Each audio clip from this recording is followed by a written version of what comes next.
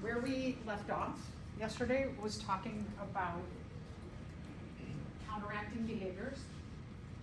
And an example that we started with was camouflage. Here's another, it goes in the opposite direction of camouflage, which is aposematic coloration or warning coloration. And in this case, these animals do not want to blend in. They actually want to be like really, really big at advertising. I'm really, really colorful. And what that tells to other members of the community is that if you mess with me, you're going to get poisoned. Or if you try and eat me, you'll probably get super duper sick or die. So this is kind of an interesting, just like other direction. These are called poison dart or poison arrow frogs. They're brightly colored. This one has just a super cool coloration and pattern. These frogs are super toxic, and just being so brightly colored, they just hop around and are like, hey, don't mess with me. You can see a variety of other colors here in this video.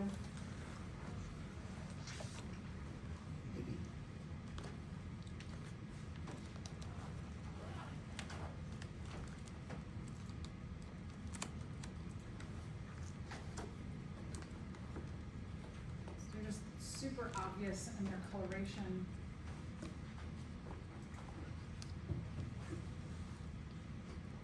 There's other animals that are advertising, like, I'm super colorful, don't eat me, I'll make you sick. The black widow.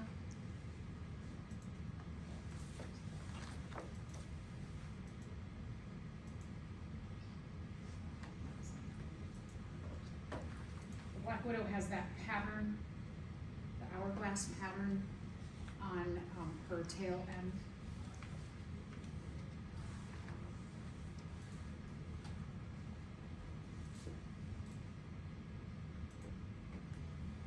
This particular snake has bright coloration. You can see the difference between snakes that are more brown and gray to blend in with their environment, like these colors, whereas this is pretty shockingly bright. There are some animals that will mimic these animals that have these bright warning colorations. Oh, and in general, let me just talk about mimicry in general. So let's start with the basics of mimicry. When an organism resembles something else, it's called mimicry. It's going to try to pass as something that it is not. Mimicry can be really, really simplistic in that it could be a plant, like this cactus here, that looks like rocks. So no one is going to eat this cactus because it just blends in. These are called Florida tree hoppers. Some of these spikes here are insects, and some of them are spikes on a tree. And they resemble the spikes on a tree so much that a bird is not going to try and figure out, like, wait, which one is the animal and which one is the spike? Because the one that is the actual spike is going to like pierce into their brain. There is what's called warning mimicry, where you have animals that resemble something that has that aposematic coloration or that warning coloration. So they look like they're poisonous, but they're actually not. So for example here, you saw the coral snake a couple slides ago. There's something called the mountain king snake. Now you might be able to go like, okay, yeah, I can tell the difference between the two of them, but let's say that you're out hiking and one of these snakes comes in front of you, are you gonna go, wait, the poisonous one has thicker black bands. Your brain is just gonna work, there is yellow and red and black banded snake. I don't want to take a chance of which one is the actual poisonous one and which one is not. The monarch and viceroy butterfly are a local example. The monarch butterfly, so here's the caterpillar of the monarch butterfly. They have a really beautiful caterpillar face. The caterpillars, they have a symbiotic relationship with a plant called milkweed. Milkweed, inside of it, it's called milkweed because they have very thick leaves, and if you break open the leaf, the main vein, this milky white substance comes out. That milky white substance is, for most other animals, it's actually toxic and or will make an animal get really, really sick. The caterpillars eat that milky substance and they take that toxin and they incorporate it into their bodies. Wouldn't that be cool if you could eat something poisonous and you don't have any reaction to the poison, but then you could take that poison and you could put it into your cells and become poisonous yourself? That's what they do. So that as a monarch, they have this poison incorporated into their body from the milkweed. And birds in our area know that because they've either eaten them and seen members of their community or their species die, or they've gotten really, really violently sick, right? When I was younger, I ate at Taco Bell and I got really sick. I got food poisoning. Still to this day, I'm like, I'm not eating at Taco Bell because that was a really bad experience. It's kind of like this. If you're a bird and you eat or you take a bite of a butterfly that looks like this, are you ever going to, and it makes you really, really sick, you're ever going to try that again? Probably not. There is a mimic though. This is the viceroy butterfly that looks really similar to the monarch butterfly. So birds typically stay away from the viceroy also. There's just very subtle differences. You can see the coloration is very similar and a lot of the patterning is very similar, but for example, the viceroy has this band right here on the two inside wings, and then also the viceroy, the spots go right up to the edge of the wings, whereas the second spots are not right up against the edge of the wings. When a butterfly is flapping around, it's really hard to stop and tell those subtle differences. And then these are aggressive forms of mimicry. We talked about the frogfish last time, that it mimics a sponge on the reef, and just being able to camouflage and look like a sponge, along with the ability to jump out in a millisecond, along with the ability to eat something a third of its size at one time. These all allow for what we call aggressive mimicry. Another aggressive mimic is this fish here, the anglerfish, lives deep in the ocean. It's mimicking the darkness of the water deep in the ocean. And remember, like the frogfish, they are relatives. The frogfish has that lure. The anglerfish has a lure. They can light this lure. They can make a little like fluorescent light here, and the rest of their bodies stay dark, so that when a fish comes and investigates this area, then they can grab at them. Another form of really advanced mimicry is the ability to perform a behavior of an animal that maybe isn't even close to looking like what you look like. So this is a jumping spider, and this is a snowberry fly. I think you can tell a distinct difference between which one's the spider and which one's the fly. The way that the snowberry fly mimics the jumping spider is that jumping spiders, they have this very elaborate dance that they do when they're about to jump and attack. So they get down and they do this kind of wild dance. And what the snowberry fly has figured out, that the pattern on its wings looks like the legs of a jumping spider. So this pattern is looking like those legs of the jumping spider. And what the snowberry fly does is it turns around and it spreads out its wing, and then it mimics the dance of the jumping spider, and it makes other predators just run away from it. I think I have over here.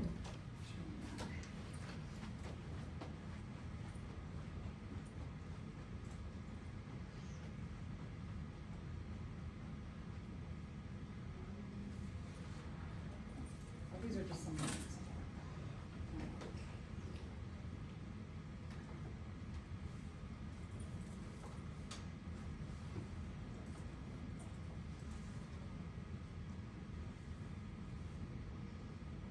So this is an octopus.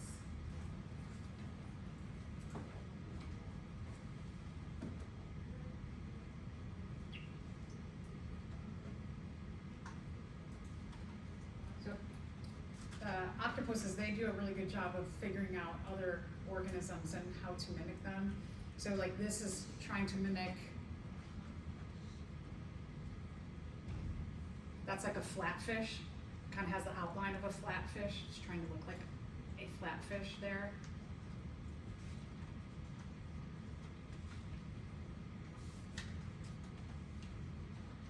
This is trying to mimic a lionfish.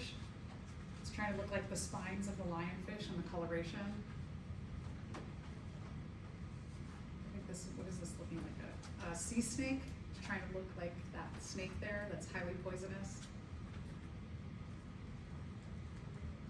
The octopuses are really cool in that they can really mimic a lot of different organisms.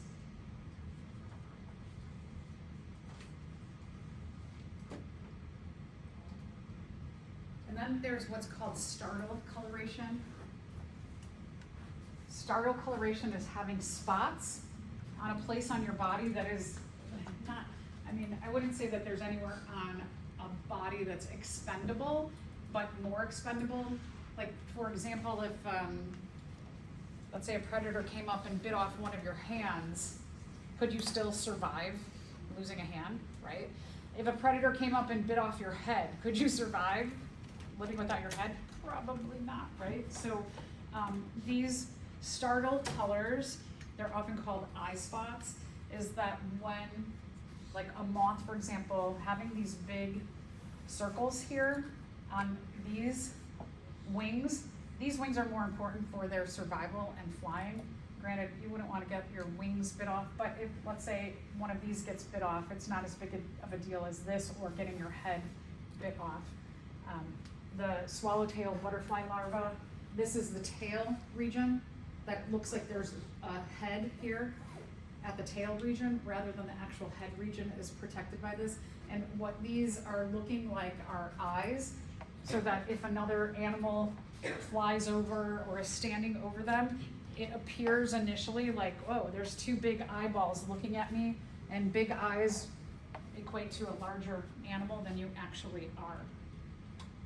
So it's kind of cool to scare off somebody by looking like you have big eyes when you don't. And then there's also chemical warfare that a lot of animals utilize. So snakes, right? Snakes have venom. Sometimes animals like the bombardier beetle, it has different glands that they can combine chemicals together that become not only maybe poisonous, but also those chemicals can create a reaction that causes heat, like boiling heat. So the bombardier beetle, when they feel threatened, they have glands that can combine some chemicals together in their lower region of their body, and this is boiling chemical. Imagine that you could like spit like boiling water at another animal when they tried to attack you. And then octopuses can use ink, that in the water, when they release ink, it makes like a cloud, a dark cloud, and then they can kind of like swim away, and it leaves their predator all confused. They can't see anything. And this is what it looks like. This is a squid that has green ink, or it might be like a dark colored ink. This is a scuba diver that's messing with this octopus, and the octopus responds by shooting its ink out. Plants also, as I mentioned before, they can have counteracting behaviors as well. They can have spines, they can have poison. Remember that we said that herbivores, an organism that eats other or eats predominantly plant material, that's called an herbivore, that they are considered predators also. And the adaptations can be pretty wild with plants, going from being toxic to having spines to acting like carnivores and actually eating animals.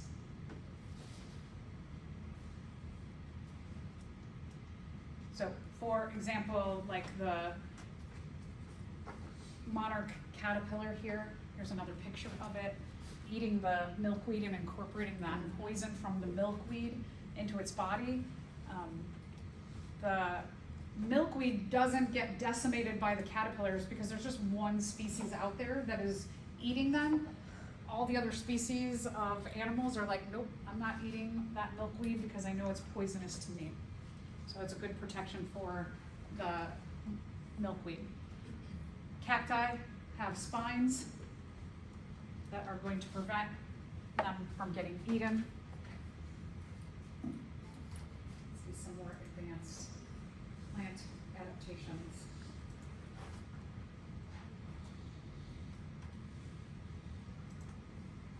These are Venus flytraps.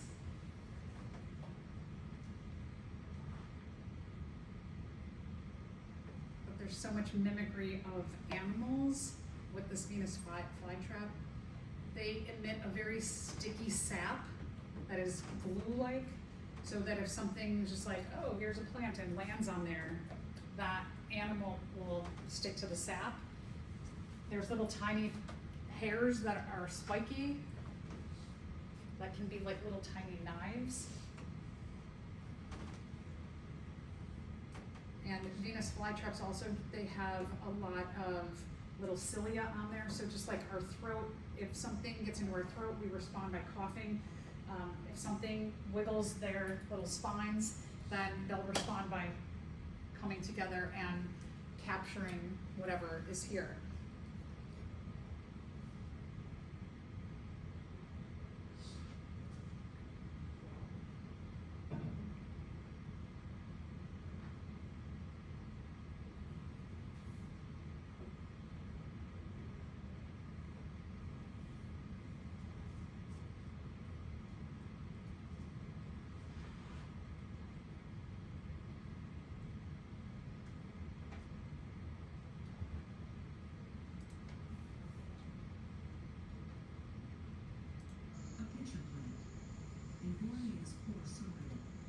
Most of its nourishment from insects, nor to make the glands under its Similar to the idea of the Venus flytrap, but this is more of a pitcher-shaped The sides of the pitcher are plant. symbiosis.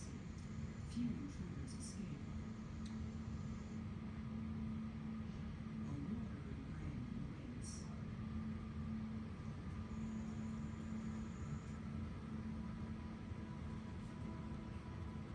bottom, glands secrete enzymes that help digest the corpses and feed the planet. This fate isn't shared by all visitors. Instead of building a web of wood and too dangerous for the spider to tackle. Pitcher hooks that snag bigger leaves. The spider leaves something for its host. The direct part of the pitcher. Just to give you an idea of another relative of, or something similar to a Venus flytrap.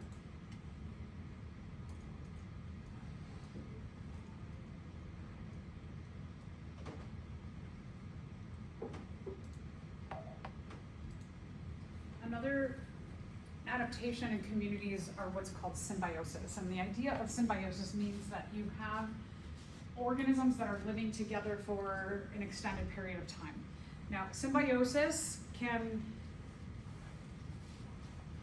be a positive relationship, but in some cases it may be a negative relationship.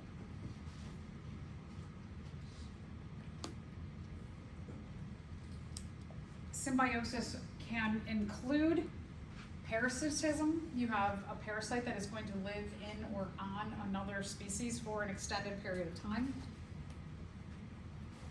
The parasite lives on what we call the host. They try to remain as inconspicuous as possible to their host so they can keep like leeching. And that term leech, right, comes from leeches, where a leech will go on its host, that they continue to leech off of their host. There's also what's called mutualism. Mutualism is where two species are benefiting in a relationship with one another. And then just to mention that sometimes textbooks will have this term commensalism. Commensalism means that one species benefits and then the other one does not benefit, nor are they harmed. There's fierce debate in the world of ecology that there'll be ecologists who say there is no way that this could exist, that you can't have a relationship where one benefits and the other one does not benefit, nor is it harmed. And then some people say, well, yeah, no, there's this case where this happens or that happens. So it's kind of interesting that with textbooks get updated every few years, that sometimes this will be in there and then sometimes it'll be taken out and then sometimes it'll be put back in there. So I like to just mention this, that there is this term that you may come across in your futures. So parasitism, a parasite or parasites live in or on their host. The host may be weakened. The goal of the parasite is to just not be seen or felt or heard. They want to live off their host for as long as possible.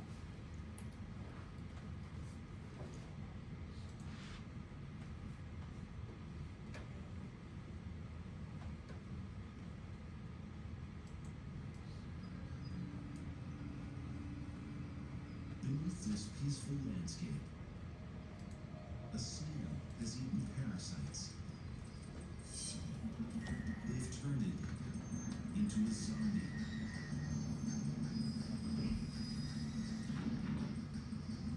These spectacular, bizarre, bulging eyeballs are the snail's tentacles.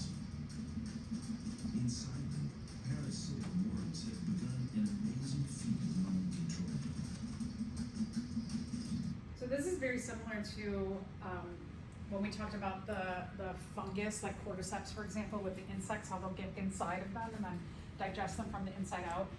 This is kind of a similar vein to that there are these worms that can get inside and then they make their way up into their antenna and they kind of make the snails crazy, and the snails will go and climb to the height of a tree, really high in a tree, and this like pulsing here attracts birds, and then the birds eat that, and then the life cycle of that parasite goes through the birds, and then it eventually, when the birds poop, where the snails usually live, like lower on the ground, the snails will eat that poop and get those parasites back in them, and so this is a really kind of crazy life cycle that it has to go through two different species to continue its entire life cycle. It's so wild that these adaptations evolve. These parasites have taken over the snail's tentacles and its brain. It's all part of an ingenious plan to extend the life of the parasite and its offspring. The snail has become possessed. It is doomed now to follow the parasite's will. The parasite is on the move, looking for another host. Next, the parasite needs a bird.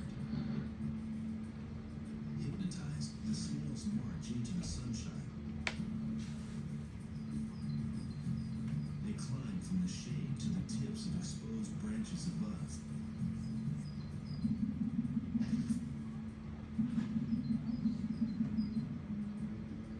The snail's tentacles, engorged now by their possessors, have grown to resemble a maggot. And a maggot is the favorite food of the birds above.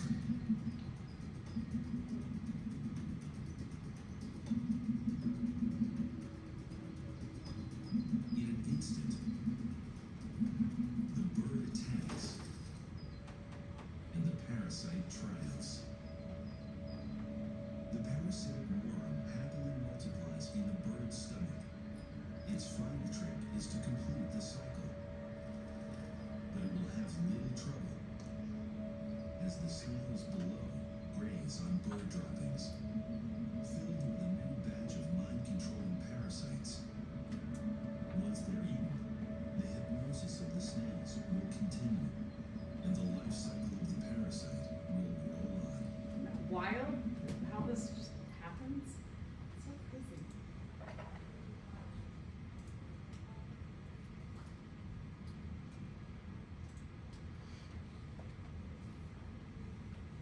Other parasites, it depends on the parasite. A lot of times Well, excuse me, there can be times where a parasite is just a single, like this lamprey eel, for example. This is one of the larger parasites out there, that it will use all of these little tiny teeth at the end of its head to grasp onto a fish. Leeches are another example. They could be alone, they could be a bunch of them together, and also bacteria, viruses, other microorganisms are parasites as well. So mutualism.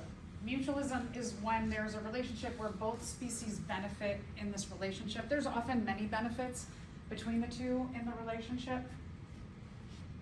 They typically revolve around safety, food, and housing.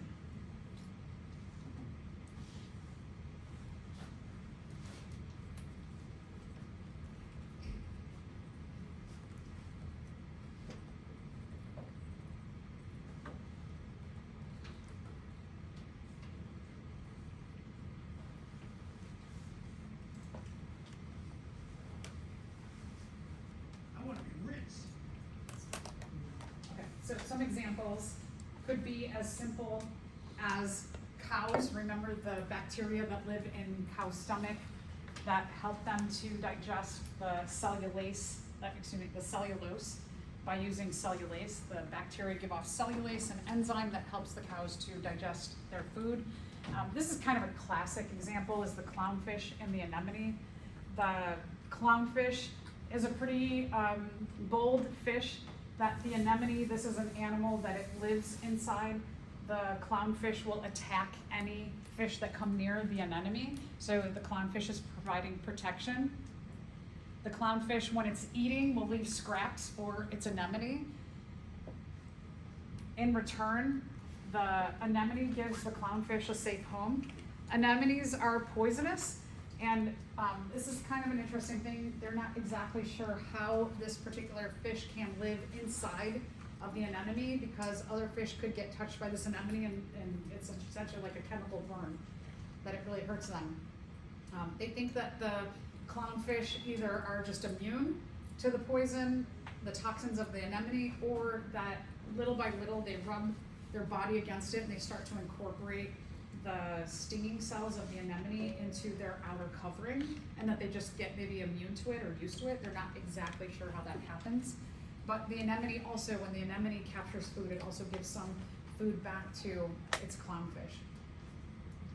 There are mimics also in mutualistic relationships. So let's take a look at what we call a cleaning station.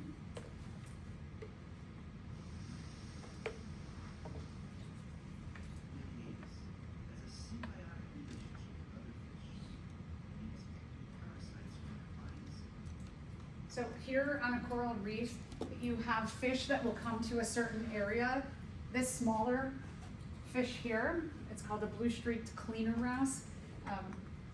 Larger fish will come to an area where a cleaner wrasse lives, and they'll just kind of like pull up, and then the cleaner wrasse goes and it cleans all of the parasites and dead skin off of them, and then the fish will move on.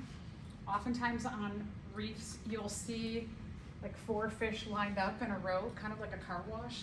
That fish will line up and they'll just wait, and when one's done, the next one pulls up and the cleaner gets on. Sometimes there'll be more than one of these cleaners of the same species in an area, that there'll be a bunch of them are cleaning fish, larger fish at one time. Sometimes in these cleaning areas, there might be like a blue-streaked wrasse, and there might be some shrimp also that are cleaners. And so the fish pulls up and the shrimp hop on and the wrasse go around it, and you have this whole like cleaning community that happens. Now, the blue-streaked wrasse has a mimic, and that mimic is called the saber-toothed blenny. They look similar in terms of striping and coloration, but what will happen is sometimes these saber-toothed blennies will join a cleaning community, and they'll, instead of just cleaning off and being gentle and picking off parasites and dead skin from the animals that they're cleaning, they'll just like take a bite of an eyeball or a bite of the side of the fish and then swim away. So there's even mimics to these mutualistic behaviors. And then the last thing I want to talk about in terms of communities are what are called keystone species. That a keystone species is a particular species that has a huge impact on determining the health of a community. So I know I mentioned corals before, that little tiny coral polyps, they secrete calcium carbonate underneath their bodies and they build the actual reef structure, and that reef structure is home to tons and tons and tons of different species on coral reef. If corals start to die off, then the rest of the reef community, they don't have a place to live anymore. Elephants are very similar in their ecosystem. That elephants, what they do is they take down a lot of the trees and they allow for a diversity of shorter plants. They prevent forests from proliferating, and so that there's actually a lot more of this grassy land. And where elephants have been killed off for like their tusks, for example, and hunted, they find that the diversity of plant life goes down and then the diversity of all the other species goes down. Here's an example of another keystone species. These sea stars here, they're really brightly colored. They come in oranges and purples and reds and pinks. These are found on the west coast of the United States. And back in 1969, there was an ecologist named Robert Payne who was like, let's get rid of these. And for whatever reason, he had them taken off the reefs on the west coast. And when these were removed, the mussel populations, little tiny clam-like creatures, just took over. And kind of like what you saw with the purple loosestrife, how everything just became purple loosestrife, everything became these mussels. And when they decided, like, maybe we should put these back on, when they reintroduced these pisaster type of sea stars, then everything went back into balance. But, well, there's a great video. Sound is driving me crazy. $5 box. We have a $7 box and a whole new obsession with the $9. The original keystone refers to a wedge-shaped slab at the peak of a stone arc. If you remove the keystone, you risk the whole thing tumbling down. And some ecosystems work the same way, relying on one keystone species. In biology, keystone species have a disproportionately large impact on their habitat, given their size or number. Their daily activities affect all kinds of other species, directly or indirectly. And a change in their numbers can cause a trophic cascade, where effects ripple through the ecosystem, often in surprising ways. Take the gray wolves of Yellowstone National Park in Wyoming. Their numbers dropped to 0 around the early 1930s, mostly because of hunting. But in 1995, wolves were reintroduced to the park, and the wolves' impact has been monitored ever since. Turns out that impact is seriously important. The wolves' absence and reintroduction changed Yellowstone in large and often surprising ways, right down to how the rivers flow. For one thing, wolves prey on elk, and the elk know it, so their behavior changes when wolves are in the area. Elk are generally nomadic, staying on the move as they munch on plants. But without any wolves around, the elk became much less cautious, preferring to settle down and eat a lot in one place at a time. The elk even ate all the way down to the riverbank, somewhere they wouldn't dare linger if there were wolves around. Instead of eating a little bit from a lot of different plants, they ate so much at a time that aspen and cottonwood trees declined, and so did the riverside willows that beavers and some songbirds depend on. And beavers are also keystone species because of their special engineering talents. Their dams slow the flow of rivers, preventing floods and offering a wide range of habitats for all kinds of species. Ever since wolves were reintroduced to Yellowstone, willows have grown better, beaver colonies have increased from just 1 to 9, and songbirds are flourishing too. Elk numbers declined at first, but now seem to have stabilized. And bison numbers are up, probably because of decreased competition from the elk. Research is ongoing to assess the wolves' long-term impact, considering the many subtle interconnections in this complex ecosystem. But as top predators, it's clear that the presence, absence, and then reintroduction of wolves has resonated throughout Yellowstone. And research into other wolf habitats will help work out what's unique to Yellowstone and what can be applied elsewhere. Elephants also do a lot to manage their environment. from what goes on in their mouths to what comes out the other end. They're sometimes known as the mega gardeners of the forest. For example, without African forest elephants, a single species of acacia tree tends to dominate African forests. It grows fast and shuts out the light from other plants, and the elephants help counter that. They sometimes knock down acacia in their search for food, opening up space and a critical shaft for light. Other plant species seize their chance, adding to the forest's biodiversity. The smaller branches that they knock down provide hidey holes for lizards, which are more diverse in places where elephants roam. When reaching for leaves or fruit, they'll often knock off a bunch more, and these windfalls get picked up by smaller ground dwellers like warthogs, as well as the kudu, which is a type of antelope. All this eating results in plenty of dung,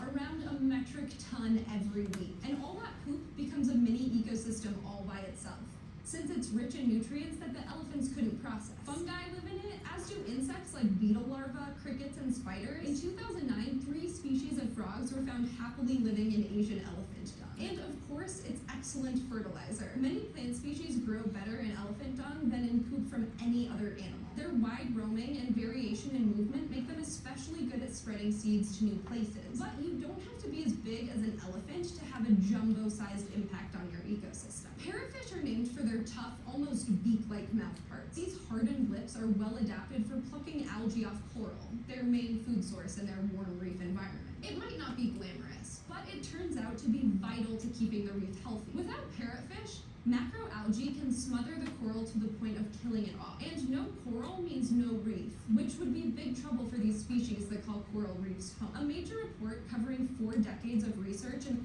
So just kind of cool to see, like, even I mentioned the corals on the reef, and then there's a keystone species that keeps them healthy, and there's a keystone that helps a keystone, right? So it's not just that there might be one keystone in an ecosystem, but you might have numerous that affect one another. Okay, so now we're going to talk about animal behavior, right? You have that next, animal behavior. Okay. So let's talk about some interesting things. I know we talked some behavior when we talked about these community interactions. The term behavior means an observable activity by a living thing. It's what, like, animals do, how they do it. We're gonna really look at simplicity, just like we do in this class in general, is we'll look at innate behaviors and then learned behaviors.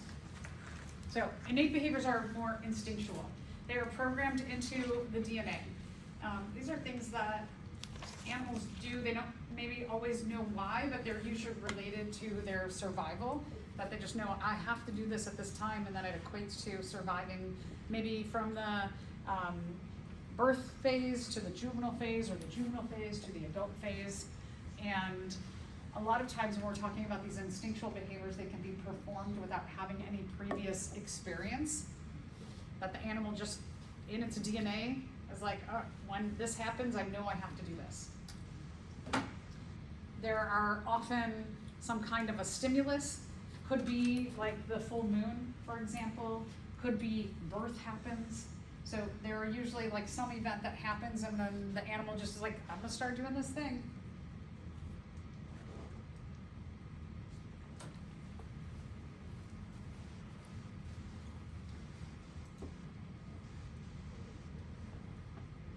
This Thanksgiving, you can help puppies become guide dogs that bring enhanced independence and confidence to. The flat-necked chameleons of Africa simply prep a burrow for their kids, and then they leave them to fend for themselves. First, Mom uses her zygodactyl feet, that means 2 toes facing forward and 2 facing backward, to dig a deep burrow in the earth. Now that she's created a proper home, the chameleon mom lays a clutch of up to 30 eggs. Then, Mom covers the eggs with a dusting of soil. She'll never return here, never meet her young ones. The eggs remain relatively safe in the burrow, incubating in the temperature-controlled warmth provided by the earth.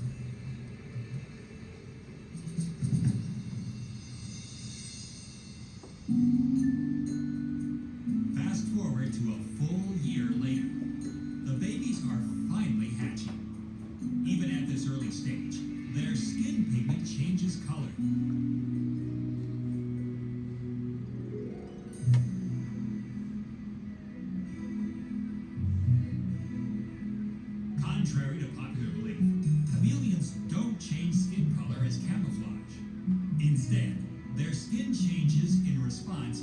temperature, light, and mood.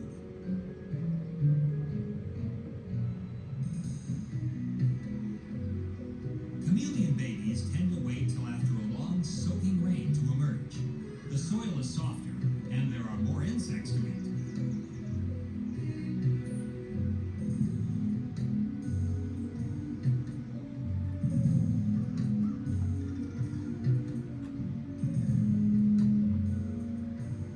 And if the youngsters are lucky, there are even a few oldsters to hang out with for safety.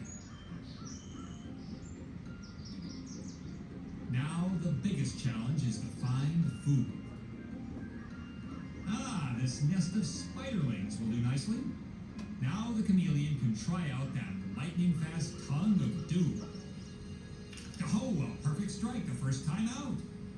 The young chameleon, with no instruction or target practice, has performed perfectly. Mom would be so proud. If only she could see her sticky-tongued, dead-eyed youngster now. Like, how does it know it has that tongue? How does it know it can do that?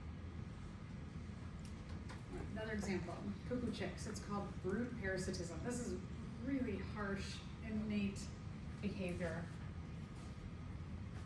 So, a couple things are happening here. There is an innate behavior by the mother and as well as innate behavior by the offspring. One is that the cuckoo bird, she lays an egg, and instead of making her own nest, she's like, I'm gonna find a different nest of a different species, I'm gonna put my egg in there, I'm gonna let somebody else take care of my egg. Then the baby cuckoos are in there, and kind of another interesting thing is that there'll be a nest of a bird. Sometimes the eggs of the bird are that size, and then the cuckoo egg is this big. Can you imagine that if you were a female and you go back to your nest and all of a sudden there's this giant egg in your nest, and then the female just goes, I don't know, and then she takes care of that egg as some weird instinct. Like, I'm a mother, I guess I just take care of whatever's in the nest. Even though I know I didn't put that there, she still takes care of it. Now, when the cuckoo egg hatches, the cuckoo egg has an instinct, the baby cuckoo has an instinct to do this, to go and push all the other eggs out. That the baby cuckoo knows, like, I just get behind these eggs and I can push them out of the nest if I move backward. And the mother cuckoo comes back to the nest and she's like, has this bigger baby bird there, and all of her other eggs are gone. And she's not mad about it, but she's like, all right, I guess I feed you, even though you're bigger than me and you don't look like me, and you pushed my other eggs out, I'll still take care of you. Really weird. So sometimes it's called symbiosis. Sometimes pretty brutal out there.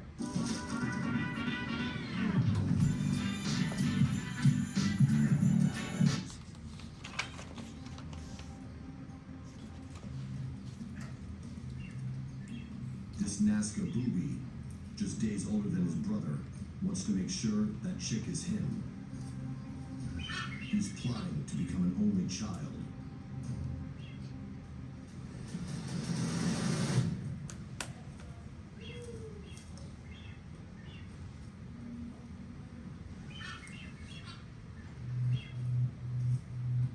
Imagine that you're twins, and as a twin or a fraternal sibling, you're born about the same time, and you just like It's a king had the and instinct to will kick polish your her. other sibling out of the house and Set let them before die.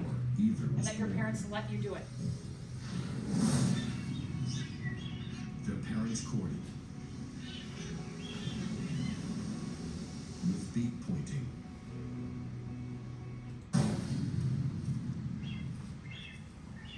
Cain has one goal in mind: to get his kid brother as far from the nest as possible,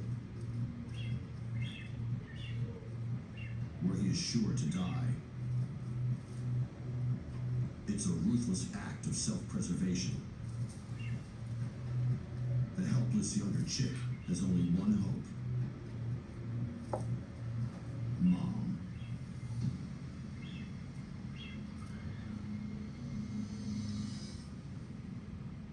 she does nothing.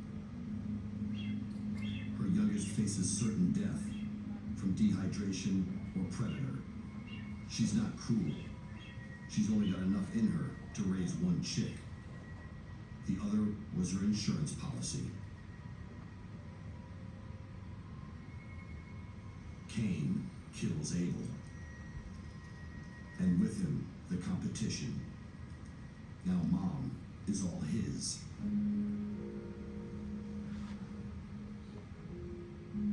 He killed his brother so he could live. That's crazy.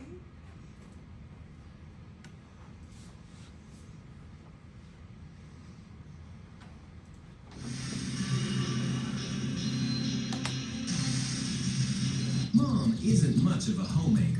She lays an egg in someone else's nest and then covers her tracks by stealing one of her host's eggs. The cuckoo egg, sitting at the front of the nest, is so well disguised that it fools the reed warbler into believing it's one of her own. The unsuspecting reed warbler is now mothering a future felon. The cuckoo hatches 3 days before the warbler chicks, and within minutes, this blind, featherless baby gets rid of all the competition.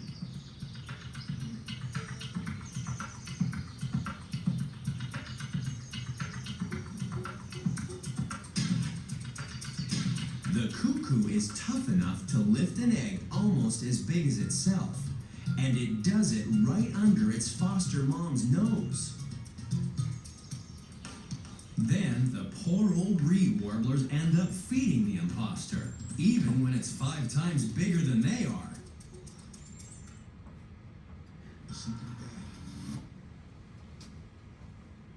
Sea turtles have some innate behaviors also that remember I said that sea turtles are type 3 survivorship, that the mother will lay 200 eggs at a time in a nest and then just leave them. And when the hatchlings hatch out of their nest, they have an instinct to hatch at night when it's cooler. At nighttime, hatching has some advantages because it's darker. During the day, if they hatch during the day, birds, all kinds of birds can see them. And then even at nighttime, they have an innate behavior to also go toward the brightest light on the horizon, which is typically the moon over the ocean. So they know, I just go toward this bright light, and they go into water where they will live the rest of their life. But in water during the day, there's a lot of fish that will be at the shoreline looking around for food. So if they make it out at nighttime, they have a better chance on land of not being seen, as well as in the water for not being seen.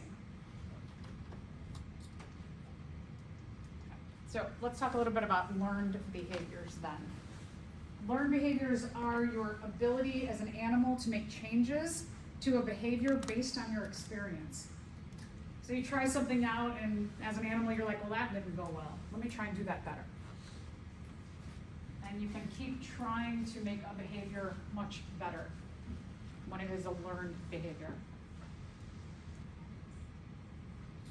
So as I mentioned before with the monarch caterpillar butterfly situation, that if a bird goes to eat that monarch caterpillar or butterfly and it tastes really bad, makes them really, really sick, then they're like, I'm not going to eat that again. You learn to not eat things that are poisonous or make you sick.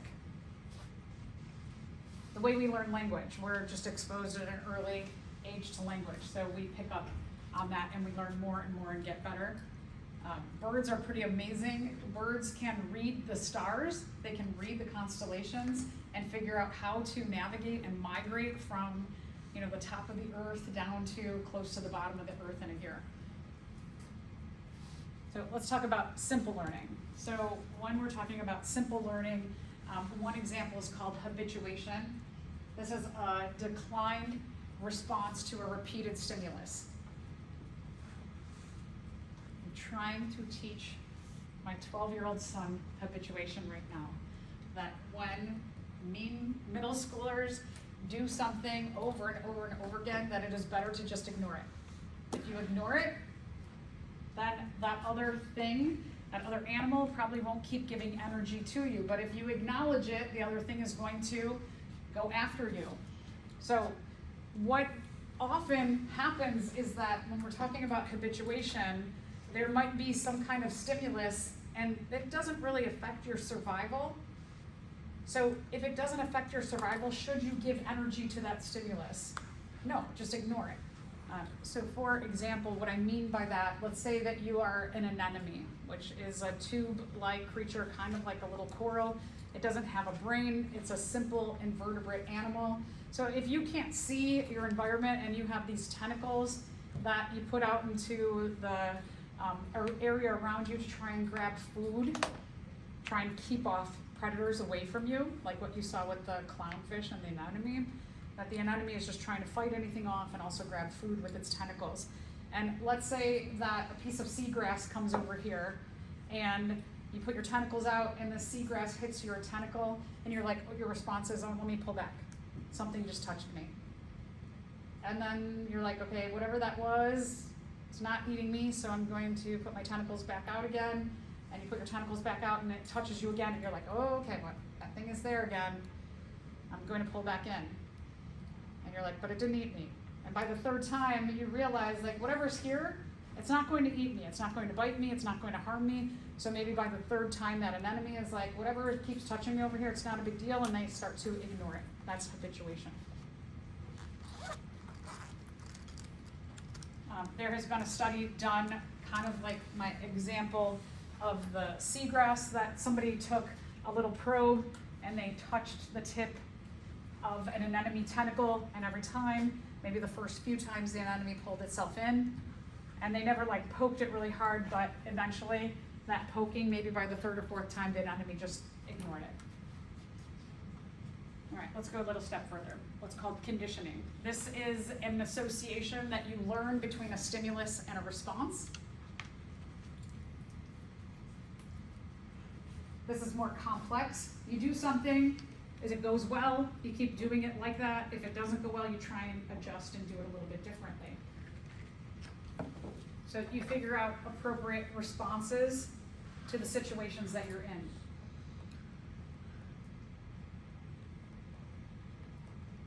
So like a bee, for example. If I am a toad and I go to eat a bee and I get stung in my mouth, every time I see a bee, I'm like, whatever that pattern is, that yellow and black, I'm just gonna stay away from those kind of things, right? So you learn to just stay away from something. Let's go another step further. Classical conditioning.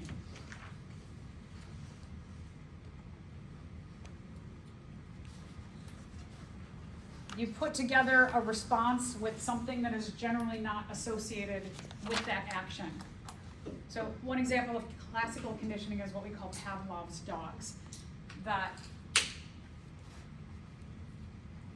what you see is that that animal, when food is around, we typically, just like us, if we smell something good, this dog, it loves this kind of food, and every time it smells that food or the food comes out, responds by salivating. That part of our response to eating is that we start to produce saliva in our mouth to lubricate our food going down.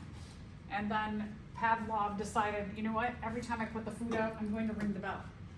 And that now, when that food is around and that bell is rung, the salivary glands are going to produce saliva, and eventually, when they took away the food and just rang the bell, the dog started to salivate in response to the bell, because it associated that ring of the bell with the food and producing the saliva, and just negated the food being around to produce the saliva. Operant conditioning. Operant conditioning is when you receive a reward for doing something or you get a punishment for doing something. There is a lot of research that is utilized in animal training that animals respond better to rewards than they do punishments. So that's why you see like these dolphin trainers here, they'll do some kind of actions trying to get the dolphin to go do some particular move, maybe a jump, and when they do this action, they blow a whistle, the dolphin goes out. If the dolphin performs that action well, they come back, they give the dolphin a fish. But if the dolphin doesn't do whatever they're asking for perfectly, the dolphin comes back and they're just like, you're not going to get the fish, let's try this again. you typically don't see the dolphin trainers, if the dolphin does that move and comes back, you don't see them like kick the dolphin in the head, right? They are just like, either you get a fish or you don't get a fish. So one of the things that we know is kind of interesting, especially when we put it in the context of like parenting, that rewarding behaviors does a lot better than punishing behaviors. And then there's what we call cognitive learning. Cognitive learning is taking other experiences and applying it to a new situation. So this is a high level of critical thinking or analytical thinking, problem solving, not just having the ability to memorize something, but able to take your knowledge that you have and apply it to a new situation.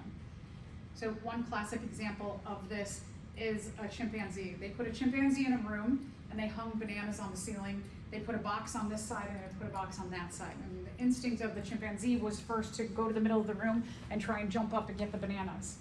And it couldn't jump that high. And the chimpanzee's frustrated, it keeps trying to jump, and then the chimpanzee's looking around and like, hey, wait, there's boxes. I know, if I stand on a box, I get taller. So it takes one box, it brings it to the middle, jumps off the box like, nope, I'm not tall enough. And then it goes and gets the other box and stacks the two boxes and then realizes, when I stack these two, then I am tall enough to jump off and get the bananas. Same thing with dogs. Let's say you have a dog and the dog's in the yard and it has a toy or a bone in the yard and it goes around the tree this way, it's chained up and it's not long enough, and the dog might struggle and try and get it, and eventually the dog might go like, this isn't working. And it goes back around the tree, comes the other way to get a little more slack and can get to that item that it's trying to or struggling to get to.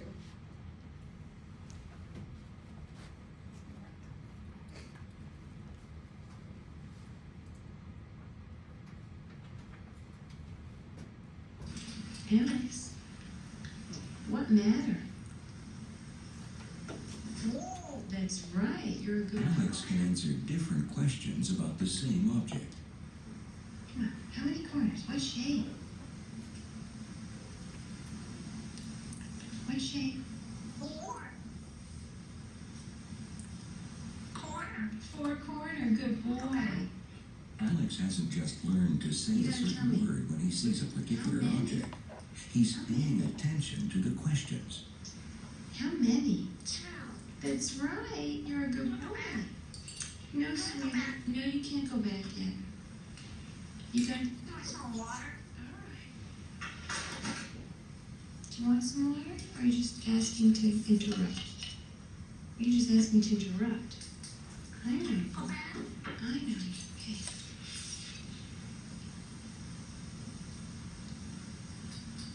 Look. What color bigger? What color bigger? Green. Oh, you're a good boy. Okay, Alex, look what I got for you. Hey, look. Those are all these neat toys. Look. Hey, look, can you tell me, on the tray, how many green block? How many green block? Look on the This tray, is a how many major green logic problem. block? Alex can't just count up all the green things, and he can't just count up all the blocks. Alex has never been trained with this particular collection of things. How many green block? Good parrot. 2 green block. 2. Good parrot. One of the things Alex doesn't have is a knee-jerk response to the types of objects that you present him. He can look at 2 objects and answer several different types of questions about those objects, or he can look at a novel collection of items and answer questions about that collection. What this shows us is that he really understands what those questions mean. This always makes me want an African gray parrot. There's a great book written about her, Irene. I think it's called like Irene and Me or Irene and Alex. Awesome book if you think that's cool. Okay, so let's talk about imprinting. Imprinting is kind of like you have innate behavior, but then there's also some learning that goes on with that behavior. Maybe it is something that is just instinctual, but then you can do it better and better and better with time.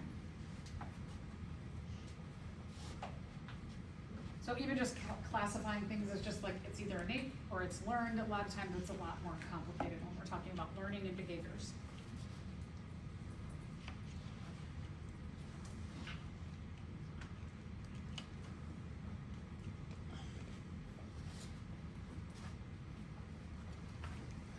sometimes learned behaviors too, once something is learned, it is hard for animals to unlearn it. Birds do a really interesting thing that there have been studies to show that when a bird is born, if they take the mother or father away, they take the parents away, and they introduce a different parent, even a human, or even a stuffed animal, and they just keep that around consistently in the beginning stages of the bird's life, the bird will regard that as their parent.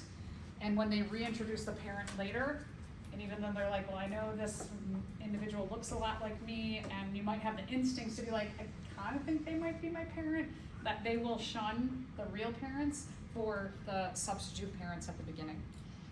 So sometimes learned behaviors are hard to unlearn as well.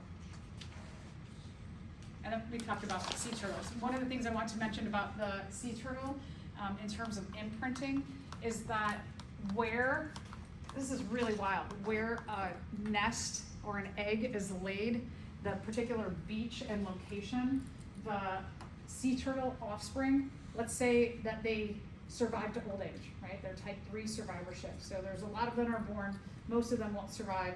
One that does survive, if it's a female, what they have found that female, when she becomes of reproductive age, that she will lay her own eggs very close to the beach where she was born. And they've done studies where they've taken sea turtles who are born, let's say in Florida, and they take that sea turtle and they move it all the way over to the other side of the world in Indonesia, and they will find that that female will swim all the way back to Florida and lay her eggs within 2 miles of the beach where she was born. How does that happen?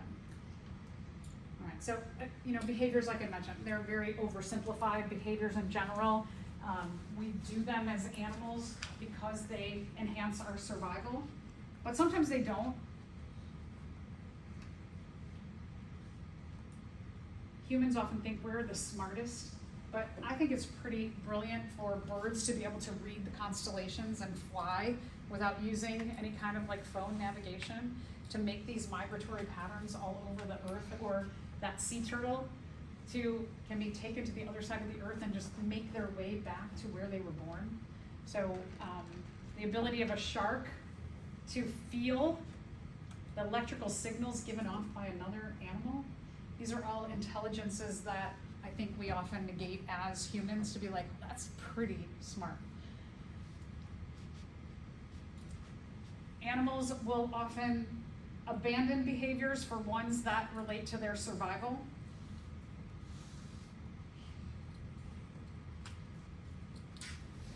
So if you're somebody who drives in your car and is on your phone a lot when you're driving, and you get into a really bad car accident because you were texting and driving, you may stop texting and driving, right? Because you've learned, oh, this texting and driving thing, it could kill me. Hopefully you will abandon things that are most important in your survival, and we see that in general, that animals will do things, but when it comes to like really important survival needs, they stop everything else and they do those things. Animals, as we have seen animals live in groups together, that animals are typically very social. They'll use the sense of touch to communicate. That the sense of touch can reinforce social bonds, can be between mates, can be between a parent and an offspring. You can see that, for example, in these elephants, primates, of which we are a member of. Primates do some interesting touch behaviors like grooming. We don't do this, thankfully, but a lot of other primates, they will dig through the fur and of maybe their friends, maybe their parents, maybe it's offspring to parent, and pick off parasites and bugs and eat them. And that's called grooming. They'll help to keep each other clean.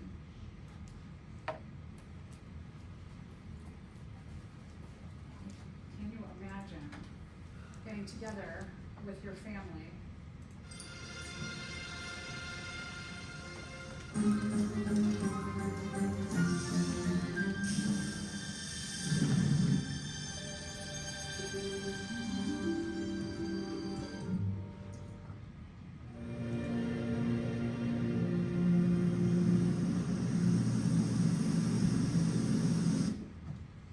people didn't want to share their bowls, even with their relatives, so they decided to build an.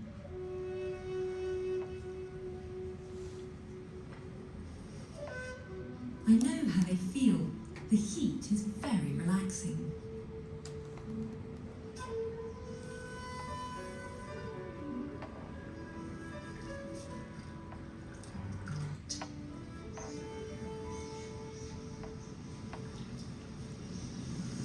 The hot water may be lovely, but at a certain point, they've got to get out.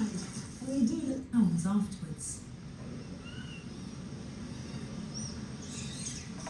Can you imagine just going up to your friends and picking through their hair?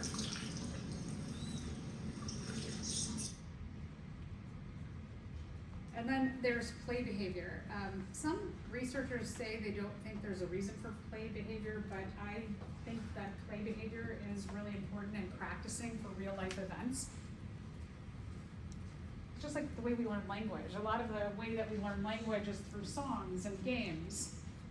And so we make things fun to learn that are really important for our survival as a species. Play also can help to strengthen bonds between members of the same species as well, so it can create a better social structure in a society. Okay, so a couple other just things about social interactions. A lot of animals use what are called mating behaviors or displays, and they will do things to attract mates.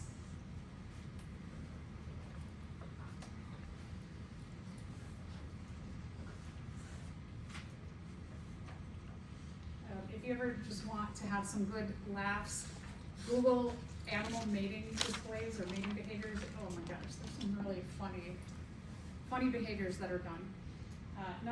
Other behaviors are aggressive displays. I think this one's kind of obvious. If someone is threatening your survival, like this baboon, they're going to show their teeth. So my dog, she'll come up to me and she'll